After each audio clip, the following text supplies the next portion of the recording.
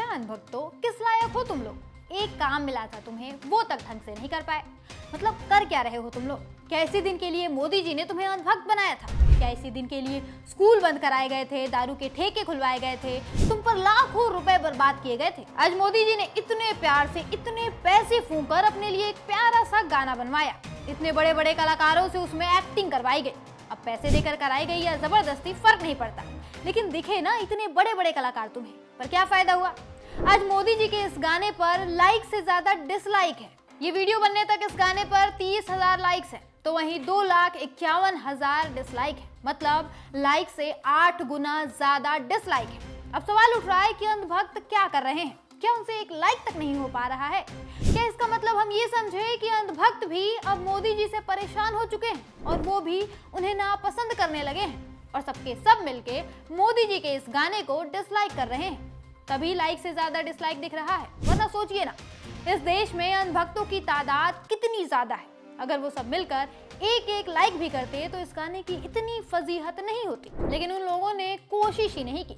आखिर क्या कारण है इसका? कमेंट की बात करें तो वो और भी बदतर है। आपको कुछ कमेंट में पढ़कर भी सुना देती हूँ। ये देखिए, एक कमेंट आया है, गाना ऐसा निकालो कि सारा इंडिया मिलकर गाली दे। दूसरा है, गोभी है तो पंपकिन है। एक कमेंट है, विश्व गुरु नहीं विनाश गुरु।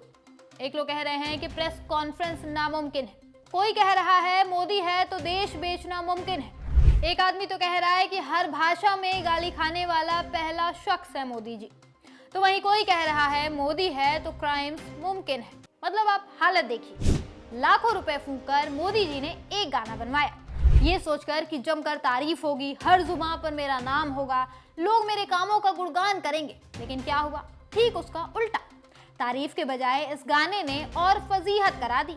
टी सीरीज के बैनर तले बना ये गाना बीजेपी के गले की फांस बन गया है, जिसे न अब उगलते बन रहा है और ना ही निगलते बन रहा है। बीजेपी इस गाने के दम पर मोदी जी की महिमा मंडन कराना चाहती थी। बीजेपी चाहती थी कि इस गाने को सुन भक्त झूम उठे, मोदी जी की शानदार ब्रांडिंग हो जाए।